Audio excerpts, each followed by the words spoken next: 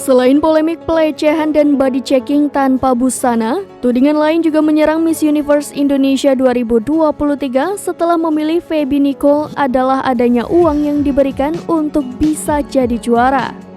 Feby Nicole, Miss Universe Indonesia 2023, dicurigai banyak pihak adalah hasil dari sogokan. Hal tersebut sudah menjadi bahasan banyak pecinta beauty pageant di media sosial. Banyak yang menyebut bahwa Feby Nicole memberikan uang senilai 5 miliar rupiah ke organisasi Miss Universe Indonesia agar dimenangkan. Padahal Feby dinilai tidak masuk kualifikasi sebagai juara Miss Universe Indonesia karena tinggi badannya yang kurang. Batas minimum untuk finalis bisa mengikuti ajang tersebut adalah 168 cm. Sementara beberapa pihak menyebut tinggi Feby tak sampai 168 cm.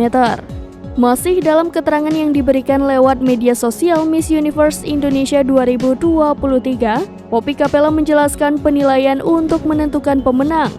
Poppy kembali menjelaskan bahwa ada beberapa provinsi yang sudah lebih dahulu menggelar kompetisi untuk mengirimkan wakilnya, namun beberapa pemenang tak memenuhi syarat khususnya untuk urusan tinggi badan. Sehingga Poppy merasa perlu untuk merevisi soal syarat dalam ajang Miss Universe Indonesia 2023 agar bisa diikuti finalis dari seluruh daerah.